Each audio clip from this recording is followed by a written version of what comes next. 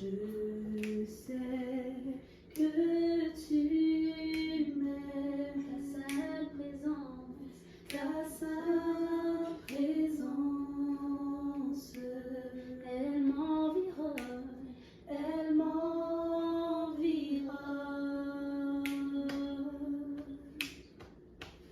À chaque moment, je sais.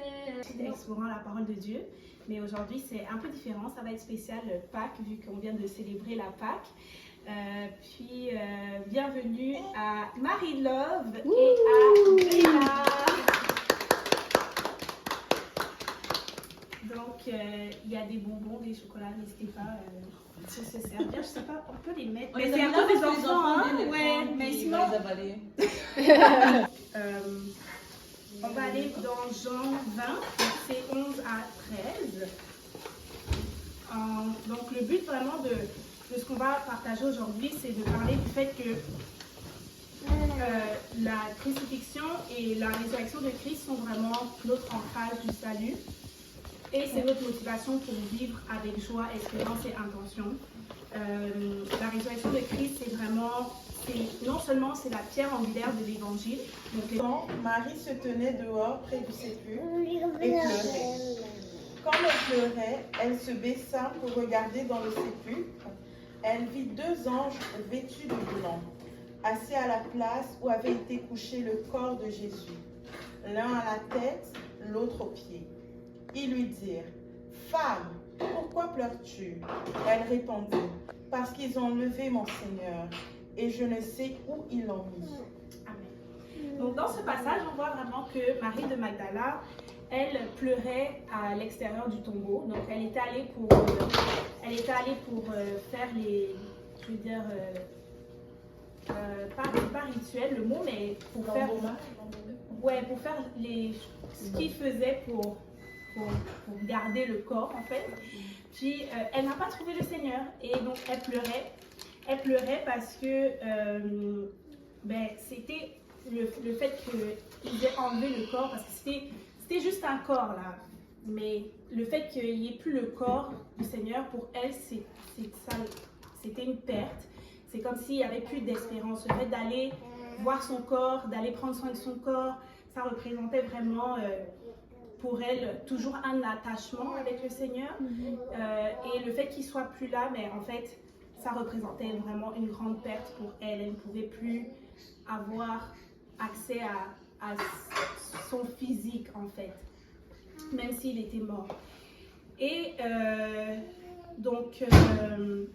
quand elle a vu à l'intérieur du tombeau, finalement, elle a vu qu'il y avait deux anges assis là où le corps du Seigneur était. Et le fait de voir ces anges-là, ça aurait dû normalement lui redonner l'espoir, n'est-ce pas? Mais elle est restée figée, elle est restée dans son chagrin en fait, elle est restée dans sa tristesse. Parce que sa douleur était beaucoup plus forte que sa perception de la réalité. Parce que si tu vois le Seigneur au Christ qui avait été crucifié, et que son corps avait disparu, je voulais qu'on parle un peu de la douleur qu'on peut ressentir. Est-ce que vous avez déjà ressenti de la douleur d'une façon tellement intense que vous n'arrivez même pas à remarquer des signes clairs de réconfort autour de vous? Donc le fait d'être tellement triste en fait que tu vois même pas que autour de toi il y a des choses qui méritent plus que tu puisses être heureuse, en fait, que tu puisses être réconfortée quelque part. Non? Juste pas? Marie-Love aussi. Marie-Love, pardon, j'ai dit Marie. Pardon. Mais on peut partager un peu, on peut discuter. On va rencontrer tous. Puis à mes 9 ans, elle m'a dit, Marie-Love, j'ai un copain et j'aimerais te le présenter. Ça fait déjà longtemps qu'on se connaît et puis tout ça. Puis il m'intéresse. J'ai dit, ok. Je suis pas à la maison, ça s'est super bien passé. cet homme, c'est aujourd'hui le mari à ma mère. Oh, wow. Et puis après 3 ans de relation, je lui ai demandé si je pouvais l'appeler papa. Et il m'a dit oui, il m'a accueilli à bras ouverts. Puis j'ai eu une période dans ma vie où c'était vraiment pas facile. J'ai commencé à avoir des travailleurs sociaux pour m'aider parce que j'avais vécu plusieurs décès pendant la même année. Puis je me sentais comme abandonnée d'une certaine façon. Pourquoi est-ce que tout le monde est autour de moi part aussi vite? Pourquoi tous en même temps? J'ai pas eu le temps de vivre mes deuils, de vivre ma peine. Puis, dans le bureau de ma travailleuse sociale de faire, c'était notre première rencontre où est-ce qu'il a dit ok, je vais t'assister parce que habituellement c'était toujours ma mère qui m'accompagnait. Puis c'est là que j'ai su pour le cancer à mon père. Fait que, déjà que je connaissais pas mon père biologique, j'avais enfin papa, puis j'ai eu l'impression qu'on me l'enlevait. Désolée.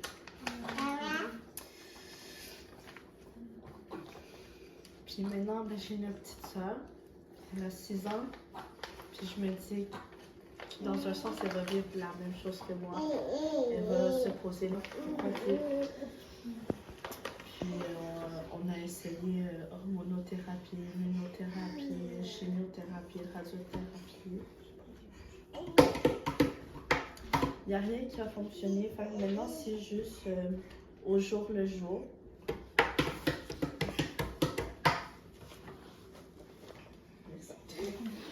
Fait que de sentir que j'ai pas eu le choix de laisser aller, puis le sentiment d'impuissance que je ressens parce que j'ai enfin ce que j'ai toujours rêvé chez un papa. Il y a un homme que j'ai pu laisser rentrer dans mon cercle. Puis encore une fois, je me le fais enlever. Alors que déjà pour moi, ça a été dur d'accepter qu'un homme rentre dans nos vies, que je puisse appeler un jour un homme papa. Puis de savoir que ma soeur, elle va vivre la même chose que moi, qu'elle va se poser les mêmes questions que moi, alors que ça, j'en ai beaucoup souffert.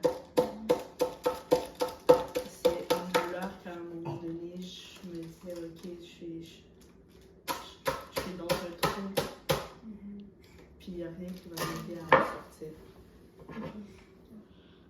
Mais aujourd'hui, ça va mieux parce que ça fait déjà maintenant un moment que je sais pour son cancer puis que je me prépare d'une certaine façon. C'est pas la meilleure, mais tu sais, j'essaie de pardonner ce qu'il y a à pardonner parce qu'il faut pardonner. Amen. Il faut pardonner. Là, c'est juste d'essayer de passer le plus de temps possible avec lui, sans remords, sans regret. Mais c'est juste difficile. Wow, merci du partage. C'est tellement touchant. Je n'ai même pas les mots. Mais ce qui me vient en tête, c'est vraiment le fait que je vois ta résilience, je vois que tu, oui, à l'impuissance face à la situation, mais tu vois quand même le meilleur qui est le pardon, qui est juste l'accepter, de vivre avec. Et c'est comme... Je sais même plus rien à dire en vrai. Je sais pas. Mais, c'était ce qu'il y avait derrière cette disparition était plus grande, c'était la résurrection qui était derrière. Donc, est-ce que quelqu'un veut partager par rapport à ça? Oui. Ben, je pense qu'il y a plusieurs situations dans ma vie où c'était le cas, mais je vais en prendre une par exemple avec l'école. Je pense que je vous en avais parlé comme quoi j'étais pas sûre dans quel programme je voulais rentrer. Le programme que je pensais pas le programme de français, le programme que je voulais vraiment rentrer, j'ai pas été prise dedans et ça m'a vraiment bouleversée parce que c'était vraiment ce que je voulais faire. Et ensuite, mais ça m'a dirigée vers quelque chose d'autre et je pense que, je sais pas comment expliquer, je pense que même si que quelque chose d'autre, c'était pas réellement ce que je veux faire, je pense que c'est la volonté de Dieu et que c'est, it's great, je sais pas comment dire en français, mais c'est mieux que les plans que moi j'avais pour moi, ce que je voulais faire. Ce n'est pas nécessairement ce que je devais faire et c'est ça, je pense que Dieu a de meilleurs plans. Amen. Je ne pense pas nécessairement à quelque chose de spécifique, mais de vraiment me dire que c'était la fin, de ne plus avoir l'espoir, mais au final de me rendre compte que Dieu m'avait fait passer par cette épreuve parce qu'il y avait quelque chose de meilleur. C'est comme si Dieu avait fermé la porte et moi je disais, mais Seigneur, comment cette porte a pu se fermer? Je pensais que c'était vraiment là où tu voulais que j'aille, mais finalement me rendre compte qu'en fait non, parce qu'il y avait quelque chose de meilleur à la fin. C'est ça. Est-ce que quelqu'un veut partager autre chose? Justement, mon frère, quand justement il est un peu. Parce que je suis un peu la seule de la famille qui sert le Seigneur, vraiment. Et mon frère et ma soeur sont vraiment éloignés. Et justement, dans leur éloignement, ils ont vraiment beaucoup sombré. Donc, justement, mon frère a été diagnostiqué de problèmes de santé mentale. Et ça a été vraiment quelque chose de très difficile pour moi parce que justement, c'est comme mon yaya. C'est comme l'aîné de la famille. Ça a toujours été un peu mon grand frère préféré, là, si je veux. Et le fait que justement il est sombré comme ça a été vraiment quelque chose de très difficile de le voir comme ça, mon modèle. Mais je rends grâce à Dieu justement qui a commencé à le restaurer. Amen. Donc, grâce à Dieu par la prière, il va beaucoup mieux et bientôt, Amen, il viendra justement, il décidera de servir le Seigneur. Je sais que vous connaissez la plupart un peu l'histoire. Et ça a été quand même quelques années, mais Dieu est fidèle au final. C'est-à-dire que oui, il y a eu la douleur, oui, il y a eu justement beaucoup de pleurs, mais au final, le Seigneur s'est montré fidèle. Donc, un peu comme Marie de Magdala, comme je mentionnais, il y a eu le deuil, mais après, il y a la résurrection. Amen. Donc, c'est les deux versets qui suivent donc, dans cette histoire, qui sont les versets 14 à 16. Donc, on peut le lire.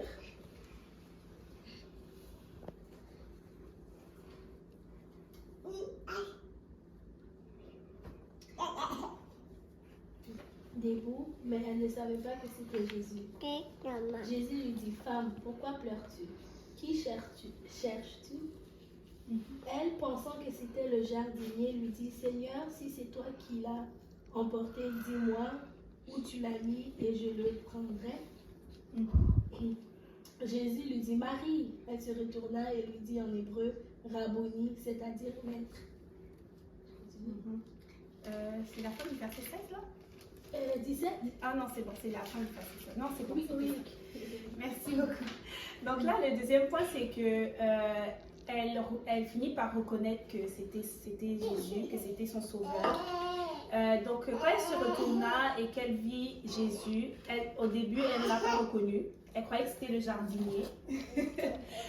Et puis, ce n'est qu'au moment où il a prononcé son nom qu'elle a su que c'était le Seigneur Jésus. Et Jésus savait exactement comment l'adresser pour que ses yeux s'ouvrent, parce que il était déjà devant elle en fait. Il était là, je veux dire, tu vois quelqu'un que tu as côtoyé pendant un certain temps, tu es supposé le reconnaître tout de suite, mais elle était tellement aveuglée que c'est seulement de la façon dont il l'a adressée en lui disant Marie, qu'elle s'est retournée et que quand il lui a dit Marie, Rabouni, c'est-à-dire maître, c'est là qu'elle a réalisé qu'elle était vraiment en face de son sauveur et que les écailles de ses yeux sont tombées en fait. Donc la question c'est pourquoi est-ce que, mais selon vous, pourquoi est-ce que elle l'a pas reconnu tout de suite? Mais je pense que c'est comme un peu longtemps, mais selon vous? Pourquoi elle a vu que dans le passage, on a vu que Marie de Magdala, elle a vu Jésus, puis après, elle l'a pas reconnu. Elle croyait que c'était le jardinier, malgré qu'elle s'était retournée, elle l'avait vu. Mais elle n'a pas reconnu. Pourquoi selon Il était supposé d'être mort. C'est ça. Il était supposé d'être mort. Moi, je dirais Oui. c'est probablement à cause de son état de détresse, non? Comment elle se sentait. Ça a probablement joué au fait qu'elle ne l'a pas reconnu parce qu'elle était trop au fond du gouffre. En fait. Donc c'est vraiment un peu des deux, dans le sens qu'il était supposé être mort. Elle était complètement aveuglée par la situation, en fait, que c'était pour elle impossible de concevoir qu'il puisse être ressuscité. Pourtant, il avait dit, c'est ça, mais elle a été aveuglée et elle pensait juste pas que c'était possible qu'il puisse être vivant à nouveau. Le troisième point, c'est donc les deux prochains versets, versets 17 à 18.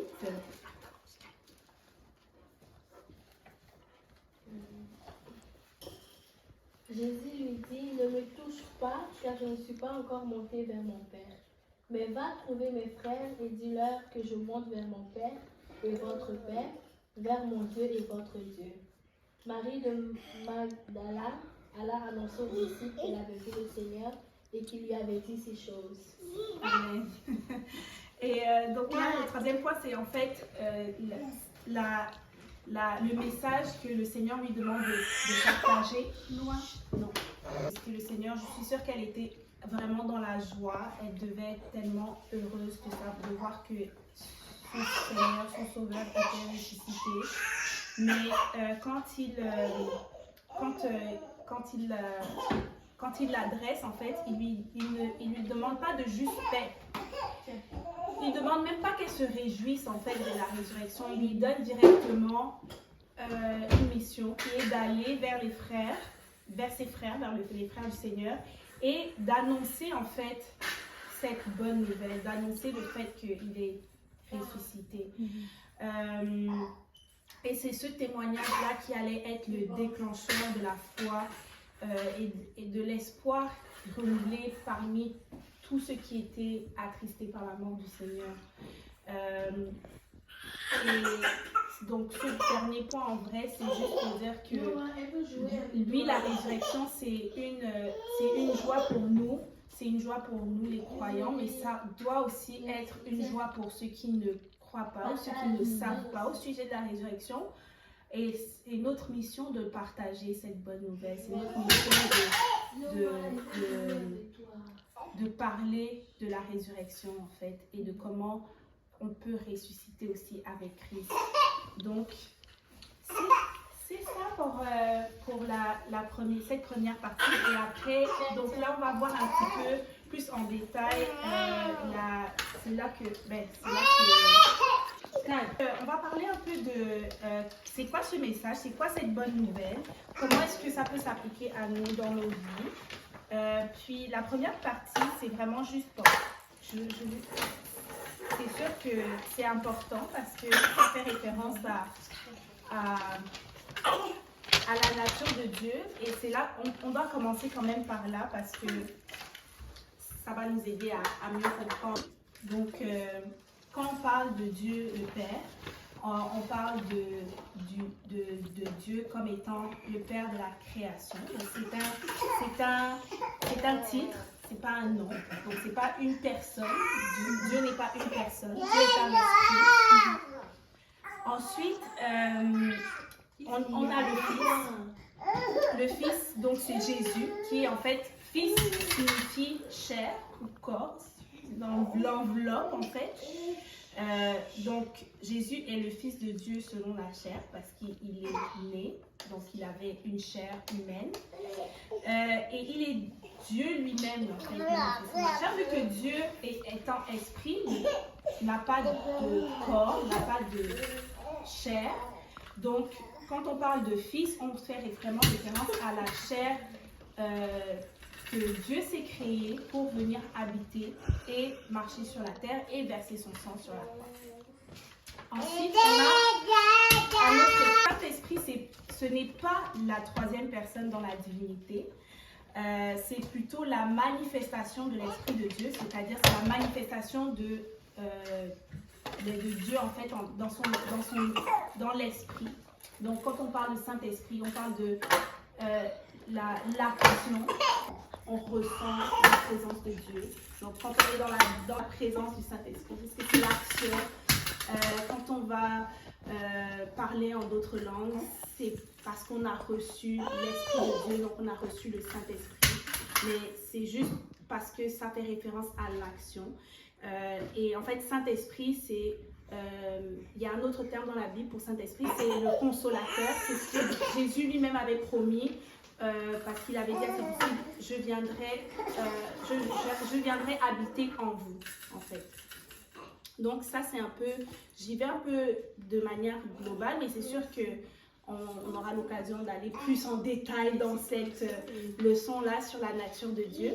Mais c'est la première étape, on va dire. Puis après, on a le salut. Donc, comment est-ce qu'on doit être sauvé? Comment est-ce qu'on est sauvé? Le salut, en fait, ça consiste en 3 étapes très simples qui sont la repentance de nos péchés, la repentance qui est juste le fait de changer de direction. Donc, tu marches dans une direction et tu décides de changer de direction. Tu marchais vers la direction de la mort, en fait, mais là, tu changes de direction, tu vas vers la direction de la vie. Ensuite, tu as le baptême d'eau au nom du Seigneur Jésus-Christ pour la rémission ou le pardon des péchés. Et ensuite, tu as le baptême du Saint-Esprit et après, tu dois vivre une vie pieuse comme étant chrétien. Donc ça fait un peu le résumé, mais c'est sûr qu'après, je vais aller plus en détail dans les 3 étapes. Mais le baptême d'eau, c'est une partie essentielle du salut. La Bible ne nous dit pas que c'est juste un symbole ou que c'est juste la Bible ne nous fait pas croire en fait que le baptême c'est optionnel.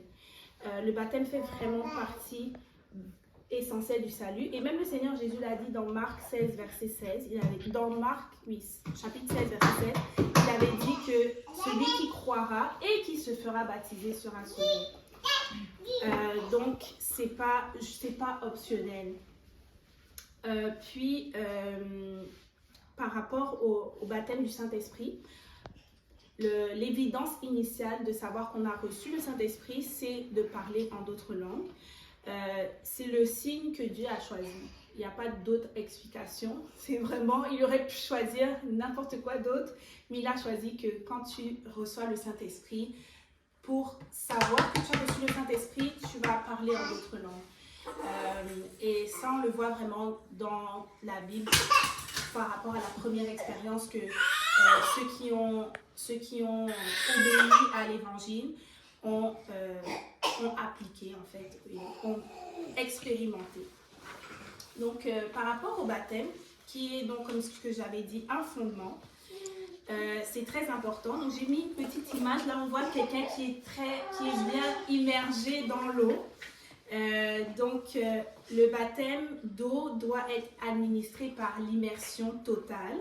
Parce que le mot baptême, en fait, ça vient d'un mot grec qui signifie simplement immerger ou tremper.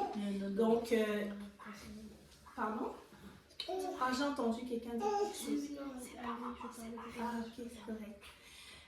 Donc, le baptême, c'est vraiment par l'immersion totale. Et ce baptême, en fait, il nous identifie à la mort et à la résurrection de Christ. Parce que quand tu vas dans les eaux du baptême, c'est comme tu meurs avec Christ. En fait. C'est comme le fait de passer sous l'eau, c'est comme si tu meurs avec Christ. Et le fait de revenir, quand tu sors de l'eau, c'est comme c'est ta résurrection avec Christ. Ensuite, donc un peu plus en détail, on va commencer par baptême d'eau, vu qu'on vient juste de parler du baptême d'eau. Matthieu 28, 19. Le dernier commandement de Jésus-Christ, en fait, c'était d'aller et de faire de toutes les nations des disciples en les baptisant au nom du Père, du Fils et du Saint-Esprit. Mais Père, Fils, Saint-Esprit, comme j'avais dit au début, ce sont des titres qui font référence à des rôles ou à des manifestations, mais ce ne sont pas des noms. Donc, quand tu te fais baptiser au nom de Jésus-Christ, c'est le nom du Père, le nom du Fils et le nom du Saint-Esprit. Parce que quand on regarde même dans le verset, au nom, c'est au singulier, c'est pas au pluriel. Donc, quand Jésus disait de baptiser au nom du Père, du Fils et du Saint-Esprit, il était en train de dire en d'autres termes, baptiser dans le nom de celui qui est le Père, qui est le Fils et qui est le Saint-Esprit.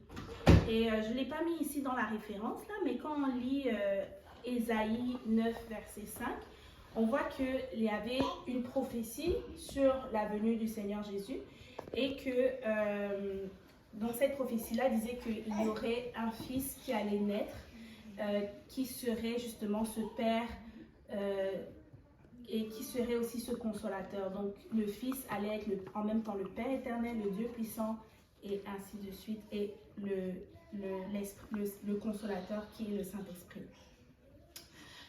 Ensuite, non, est-ce que par rapport à ça déjà il y a des questions? Parce que j'ai peur d'aller trop vite.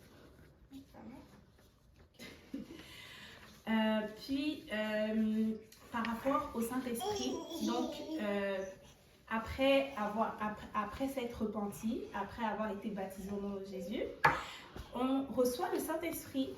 Et le baptême du Saint-Esprit, c'est vraiment notre naissance de l'Esprit. C'est aussi ce qui va nous faire monter au ciel, c'est comme ce qui va nous propulser quand on va monter au ciel lorsque le Seigneur va revenir, si on a la chance de l'expérimenter, bien sûr. Mais sinon, si on est déjà mort quand il revient, mais on va quand même pouvoir ressusciter et aller le rencontrer au ciel. Et le baptême de l'Esprit, comme c'était écrit ici, c'est vraiment nécessaire pour entrer dans le royaume de Dieu. Le Seigneur Jésus l'a dit à Nicodème dans Jean 3, verset 5, il lui avait dit que celui qui ne naît pas d'eau et d'esprit ne peut rentrer dans le royaume de Dieu. Donc le baptême du Saint-Esprit aussi n'est pas optionnel, c'est vraiment essentiel. Et le signe ou l'évidence qu'on a reçu le Saint-Esprit, c'est qu'on parle en d'autres langues, comme c'est Dieu qui nous donne cette façon de s'exprimer là. Et c'est important à noter que celui qui parle en langue, il ne parle pas pour les hommes, il parle vraiment à Dieu. Mais là j'écris pour Dieu, mais il parle à Dieu parce que personne ne le comprend. Personne ne comprend quand tu parles en d'autres langues. C'est pour ton édification personnelle. C'est ce que 1 Corinthiens 14, verset 2 à 4 que j'ai mis ici, la référence nous dit. Mais, troisième point juste en dessous ici, don de diversité des langues.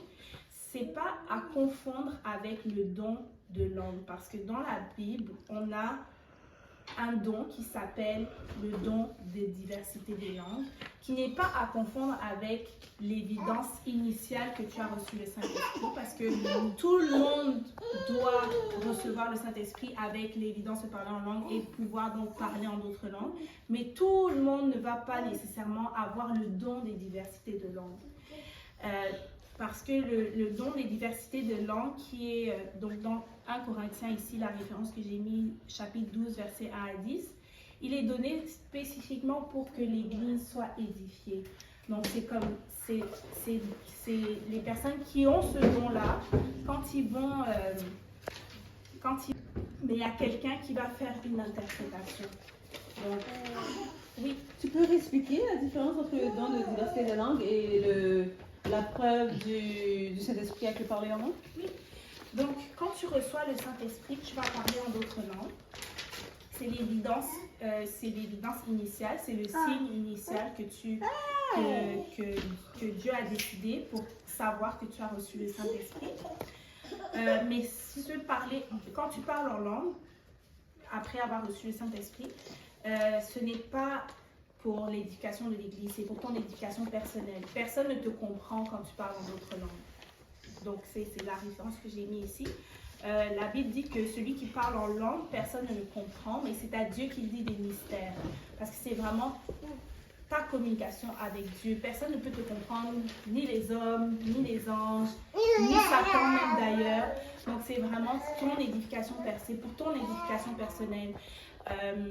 Il y a un autre verset, j'ai oublié, mais il y a un autre verset qui parle de comment, quand tu parles en langue, tu exprimes des soupirs inexprimables en fait. C'est-à-dire que la langue que tu maîtrises ou les langues que tu maîtrises ne peuvent même pas exprimer ce que tu peux exprimer quand tu parles en d'autres langues. Et la différence avec le don des diversités de langues, c'est que ce n'est pas tout le monde qui a le don de diversité des langues.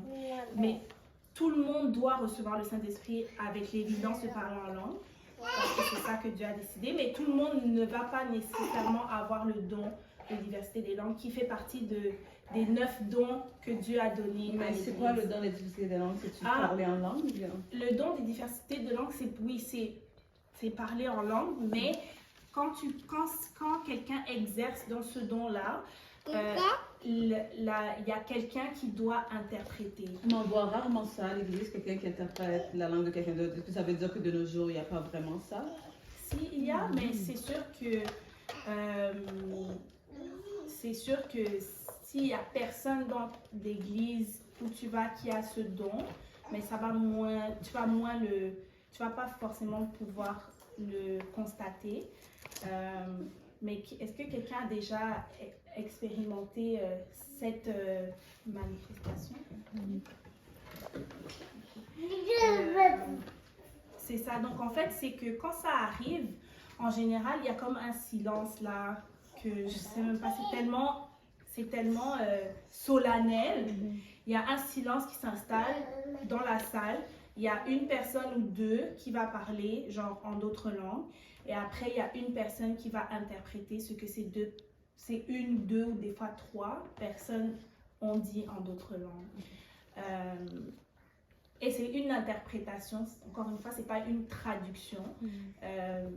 Parce que de toute façon, les gens qui interprètent là, c'est pas qu'ils ont compris ce que la personne a dit en d'autres langues. C'est juste que Dieu leur a donné l'interprétation de ce qu'ils ont dit. C'est quoi la différence entre une interprétation et une traduction? Est-ce que ça veut dire que ça pourrait ne pas être ce que la personne dit en langue? L'interprétation, c'est comme donner une idée générale, parce que la traduction, c'est supposé être comme mot pour mot, entre guillemets. Mais l'interprétation, ça donne un peu plus l'idée globale de ce que le Seigneur souhaite transmettre à son Église. Mais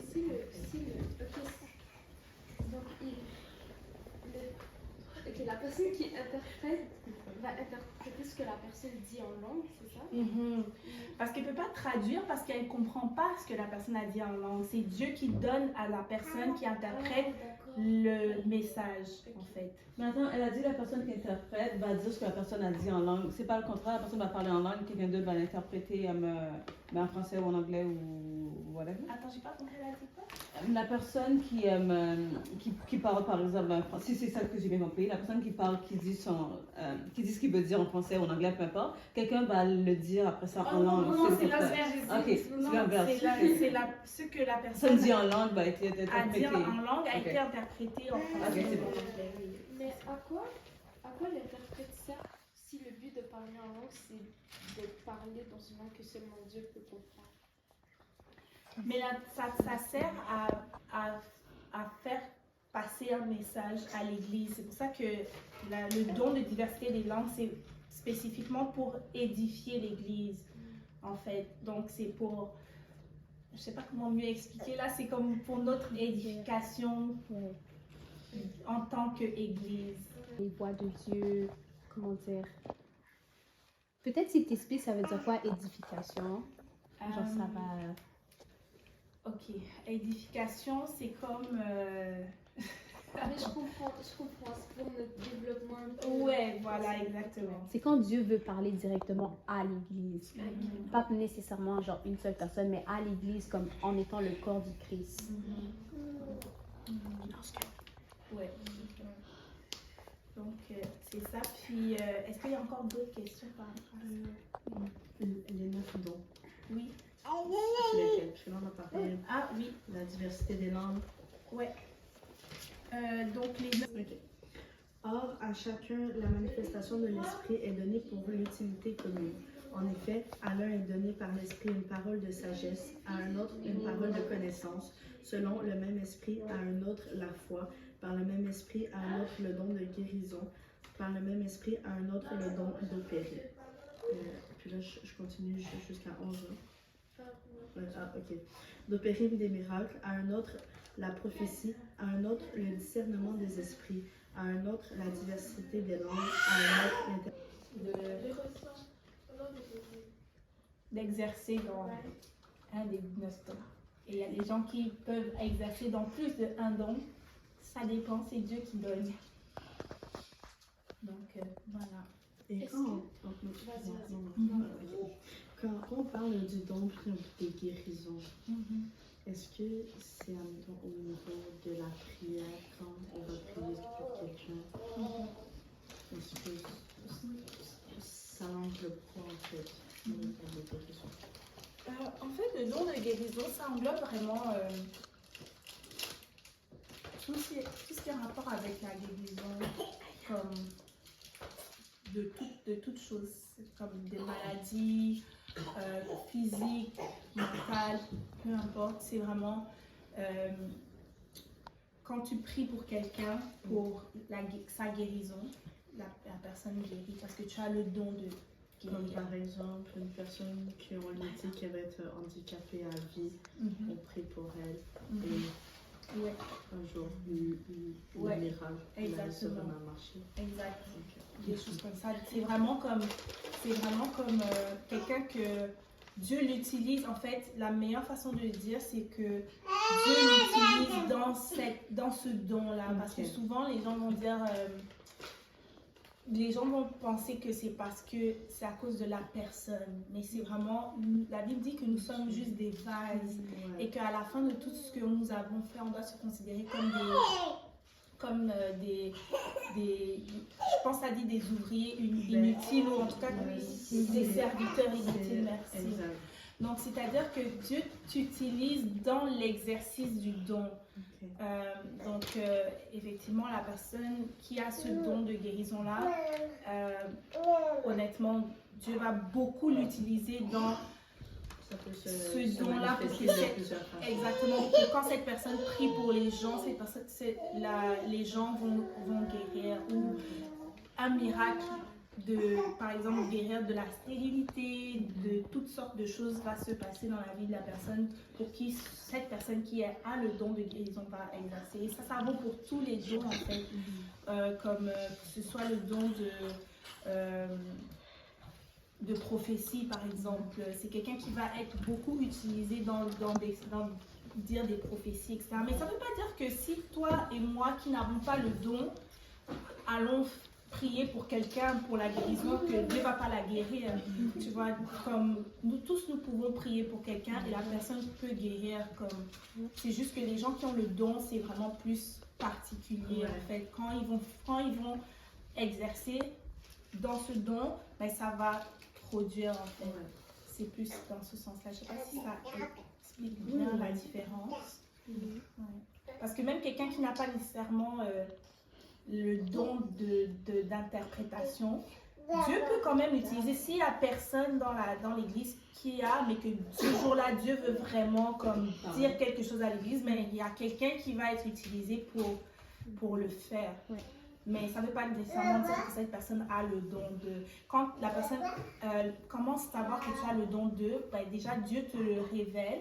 Et aussi, souvent, c'est que tu vas voir que comme ça revient souvent, en fait. Comme... Tu vois que c'est pas normal. S'il te plaît. Pour prier, pour pouvoir prier pour quelqu'un, ils vont demander de l'argent, des trucs comme ça. C'est pas correct. Ou moi, je prendrais l'exemple de certaines personnes qui étaient à l'église et qui avaient le don de chanter, par exemple, qui ont une belle voix, whatever, et qui chantaient pour Dieu et qui après vont dans le monde et qui chantent dans le monde, mais tu sais, ils ont quand même leur voix va C'est pas. un bon exemple. Tu vois, mais c'est juste qu'ils le font Ils plus pour l'utilisent Dieu. pour- Voilà. Voilà, exact. C'est ça.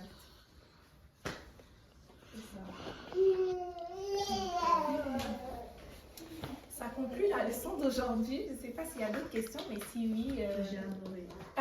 gloire à Dieu. Oui, il n'y a pas de souci, on va répondre à toutes les questions. Sinon, ça fait des trucs. Je peux le garder? Oui, tu peux garder. C'est ma question du jour.